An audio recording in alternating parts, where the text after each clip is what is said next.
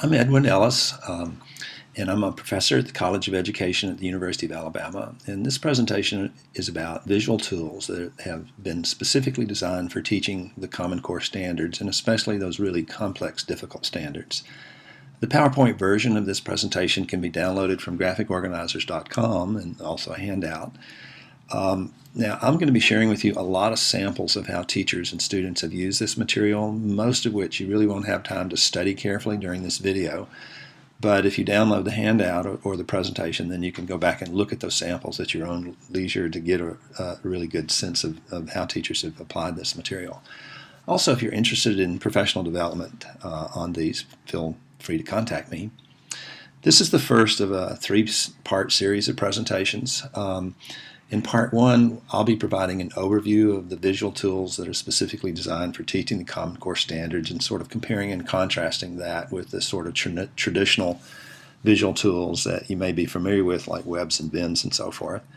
In part two, I'm going to be sharing with you some software called the Genius Visual Tool software that basically provides teachers with a variety of different resources for using these tools. And then in part three, in a separate video, what I'll do is provide a demonstration of how the software works. So to get started with part one, essentially the Common Core standards have brought a lot of clarity to our destination in terms of the kinds of things that we need to be teaching students in order to best prepare them for the future. The problem is that they also provide very little clarity about how to get there.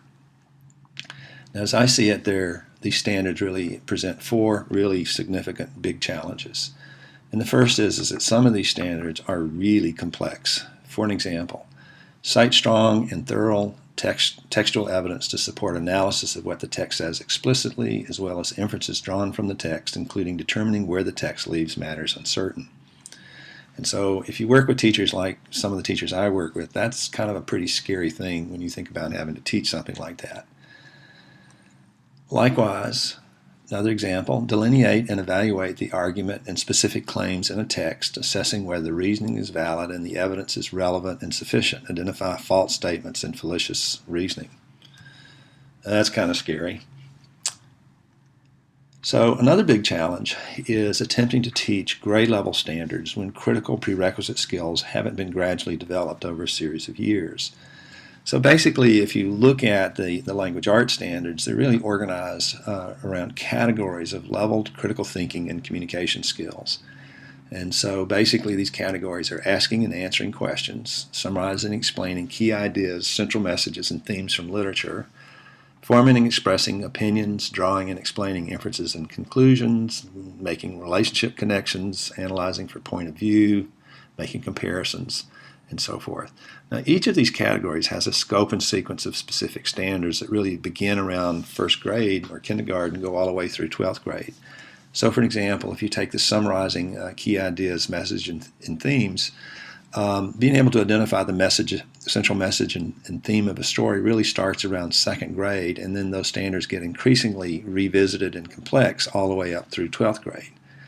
And so the challenge is if you're a ninth grade teacher, for an example, trying to teach the standard at the ninth grade level for the first time, when in fact these students have been exposed very little to this kind of skill over the course of years, and so they haven't had a chance to really develop the prerequisite knowledge for doing that. Trying to teach this for the first time at a ninth grade level can really present a significant challenge and be kind of frightening in some cases.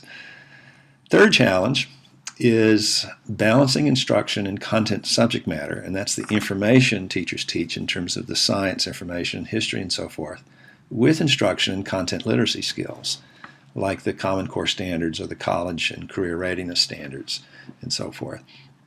And basically having to do that in the same amount of time that they had before, when all they had to do was just teach the content subject matter. And so suddenly there's a whole new level of stuff that teachers are expected to teach, but basically in the same amount of time that they've always been allotted. Now, that's a significant challenge. Finally, in terms of instructional resources and professional development, what's happening right now is everybody's just sort of struggling, trying to figure out, well, how are we going to do this and how can we do it? And there's an awful lot of just sort of make this up as we go and hope this works and so forth. And likewise with professional development. And so how do we do this? And likewise, the whole notion of money and how much this is going to cost. Essentially, these standards are requiring schools across the entire nation to do a retooling almost their entire teacher population, and that's a lot of teachers. So basically, from my perspective, I'm an R&D guy, and what I do is I develop instructional interventions and resources and so forth. So from my perspective, my goal is trying to look at these complex standards and trying to figure out how can we make these more simple and understandable for teachers and students, and frankly more teachable. And likewise to develop instructional resources that are basically really simple but at the same time seriously robust. In other words, they're really powerful tools to get the job done. And also teachers and students value them. If teachers see the tools as too complex or not particularly effective, they're not going to use them. And likewise, if students don't value the tools, they're going to punish teachers for trying to use them. So value is a really important consideration when developing resources. So when you look at things like visual tools, which is sort of the newfangled term for graphic organizers and other visual devices, the good news is that there's an extensive research basis for using these, and they're really powerful devices for teaching these various thinking and communication skills, very similar to those that show up in the standards.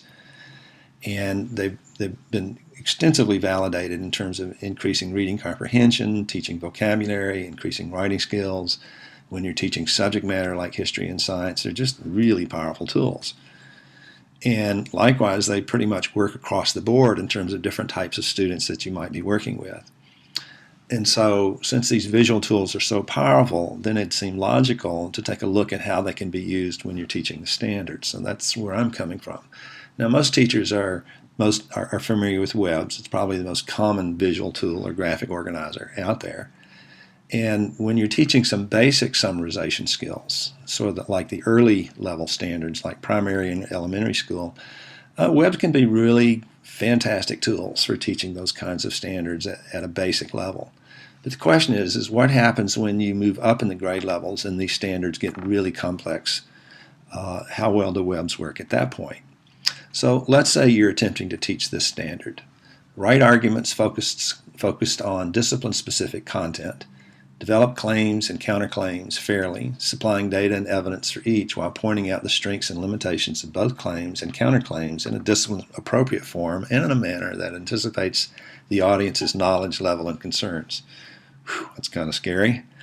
So here's a question for you. What's the difference between this and this? Okay, so let me share with you this second thing. This is called the debate visual tool. And just a quick explanation of how this works, because it looks kind of noisy and so forth and busy, but when I actually walk you through it, you'll kind of get a sense of that it's really pretty cool. Okay, so it starts with define the issue. So what's the issue? And who should be concerned about the issue and why? And when did the issue emerge and why then? Then establish a clear position on the issue. So my position is... And then back up your position with reasons and supporting facts. And so what we're going to do is list the weakest reason first and add supporting facts, and then the strongest reason last and supporting facts. Then we're going to acknowledge the opposition's position. And so we're going to state what we think the opposition's position is going to be. And then we're going to tell why their position is incorrect. And so what we'll do is identify a reason the opposition might give and why that reason is faulty, and then another reason that the opposition might give and why I think that reason is faulty. And then finally we're going to end by restating your position and summarizing the most important reason why. And so what you wind up with is a visual tool that basically guides students' thinking as they develop a plan for how do you present this argument in writing. And so what you wind up with is writing that looks like this, which is a fairly well organized cohesive argument. And so that's an example of how an alternative to a web might be used to teach that standard. Now let's look at a different one in terms of using Venn diagrams. Now Venn diagrams are probably the second most common visual tool that teachers are familiar with. And they're also really effective for basic comparisons, but the question is when you get into the complex stuff, how well do VINs work? So consider this standard. Analyze how an author draws on and transforms source material in a specific work, like how Shakespeare treats a theme or a topic from Ovid or the Bible, and how a later author draws on a play by Shakespeare. So this is essentially a type of compare and contrast type of standard, but on a pretty sophisticated level. So the question is, what's the difference between this and this visual tool? So when you look at this standard, basically it requires students to not only identify a theme, but also recognize how that theme has been based on previous work and so forth. The problem is that you take a basic ninth grader, for an example, and you get this response, okay, right, like, okay, well, like, what's a theme anyway? So the problem is that students don't know much about themes. And so what I did is I sort of drilled down the themes in literature and created sort of a master list, or what are the most common themes you're likely to encounter in literature, and organize them into categories. And so, for an example, you have categories like individual and society. And an example of one of those themes is a society and a person's inner nature are always at war. Or another common category of theme is growth and initiation. So, for an example, one of those common themes within that is everyone has a destiny that must be searched for. And so you have other categories like life and death, individual and nature, and so forth. And so what I did then is took this sort of master list of the most common themes in literature and stuck it on the top of one of these visual tools. And so the way this works is you have this list of themes. And so you take the work that you're doing and you identify what is the theme, and then you identify what's the source material, like the Bible, and then how the story in the Bible was adapted into a more contemporary story. And so what's the evidence of the theme from the source, and then how the author adapted that same basic idea when composing the new story.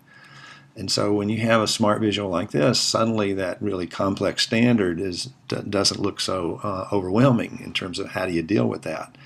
And so what we've been doing is designing a series of these kinds of visual tools that are fairly simple to use, but are designed to address those standards. So what's the point?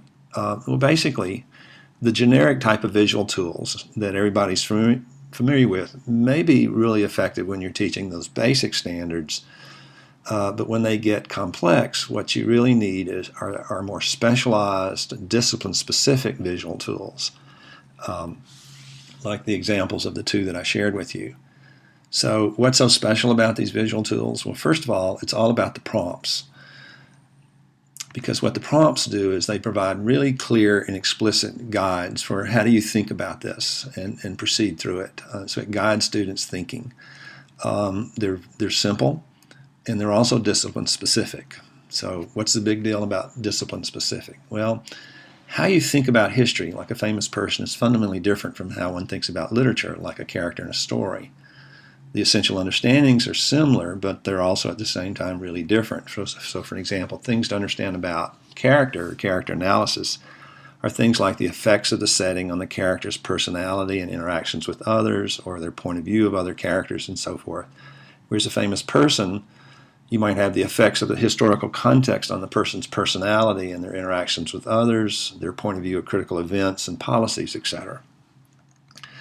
So the prompts that cue students to focus on these essential understandings are going to differ.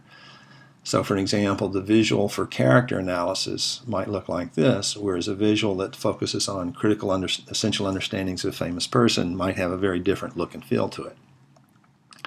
Second thing about visual tools like this, it's really not about just using one or two visual tools, but rather employing a series of them that build up to sophisticated applications.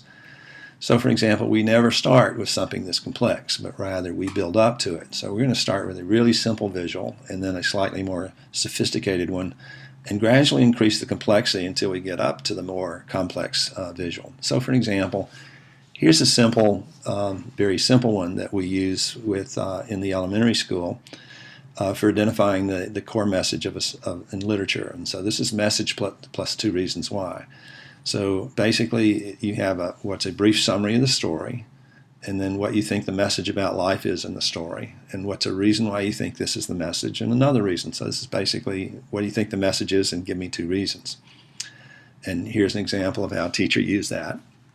I think this was 3rd grade. Here's an example of the next one up. Now, this is essentially the same thing, but now instead of 2 reasons, what we do is we have a brief summary of the story and what the message about life is. Now what we're going to do is give me 2 reasons why, but also details and a conclusion. And so you can see this one is slightly more sophisticated than the last one.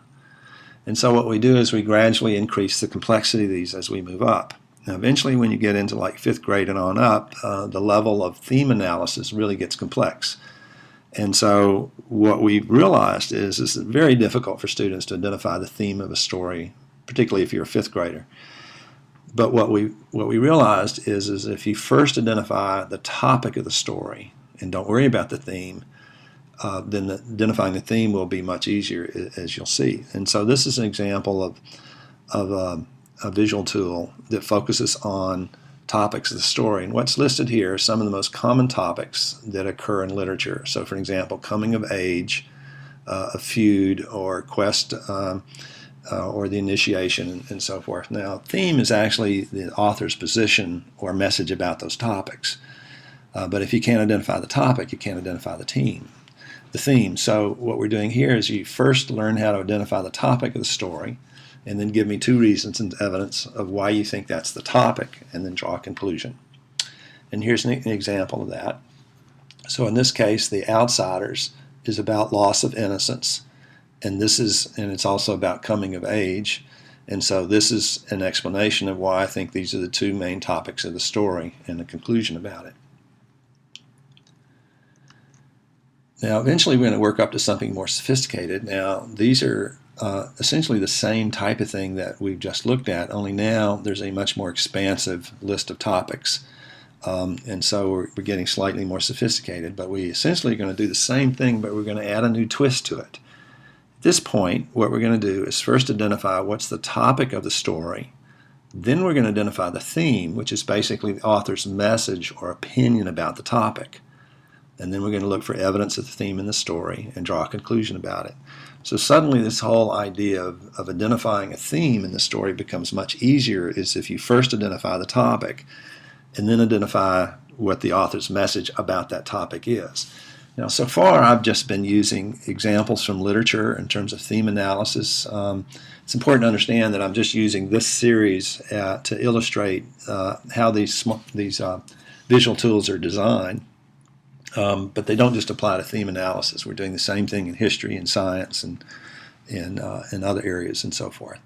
So what we've been doing is developing a series of these specialized visual tools for really all of the college and career readiness standards and Common Core standards. And so for an example, I mentioned that there's these different categories. So if you look at forming and expressing opinions, we have very simple versions of that gradually grow into much more sophisticated applications to eventually what students are expected to do are things like evaluate media and text for evidence of author bias and things like that, and form an opinion or a judgment about the work. So also another example is drawing inferences and conclusions in terms of how this stuff increasingly gets more complex. And so to illustrate that, here's a simple one about forming opinions about literature. And so we're going to initially start with a real simple version of this. And so basically what you have is what happened before your favorite part of the story, what happened during it, and give me 2 reasons why that was your favorite part. And so we're basically forming an opinion and giving 2 reasons why. Whereas eventually we're going to work up into some much more sophisticated ones because the standards get way more sophisticated. And so in terms of evaluating bias and propaganda and things of that nature, it's in order to do that, there's some prerequisite kinds of understandings that have to be developed, and this is an example of one of the tools that I designed for that. So if you take a topic, which might be an event or a policy or current event, an issue or a famous person or whatever, and what's that about, and then we're going to identify a particular group or organization out there. who might have an opinion about that topic. And so what we're going to read and analyze for is to look for information about what the group wants others to believe about the values or actions that people take that are related to the topic. So you have a group, and what does that group want other people to believe about values or actions, and why that group wants others to believe that. And then we're going to look for evidence of that kind of information. Likewise, we're going to look for actions that the group wants people to take that's related to that topic and evidence, and draw a conclusion about that. Another example is, as we move up into this, is specific evidence of author bias. And again, this is really difficult for students to learn how to do. So what I did was sort of drill down on what are different kinds of evidence of bias and sort of created a master list. And so students are expected to take a news clip, for an example, and look at how well balanced or biased, etc., that presentation of the news item was, or evidence in text and so forth. So an example is impartiality, which is the degree to which the author's opinion about the topic is obvious versus neutral. Or exaggeration, like exaggerating the characteristics of something, often reflects bias. Or tone, like in expressing an opinion, like approval or ridicule, etc., via the tone of voice, etc. And so we're teaching students about what are different kinds of evidence to look for, and then we'll take that and stick it on one of these visual tools. So for example, we have an article or media, and what's it about? And then we're going to look for evidence of author bias using this master list, and we're going to note somewhere on the continuum evidence of the bias. Continuum, and what students do is they evaluate some media, and then they mark somewhere on this continuum how biased or unbiased they think the media or the article was. And then below that, they provide reasons and supporting details and evidence and a conclusion as to why they evaluated it in the way they did.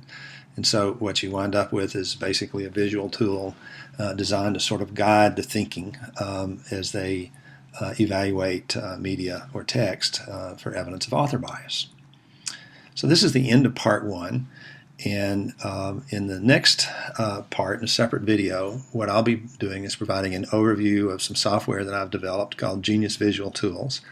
And then in part three, third video, we'll actually do a little demonstration of how that software works.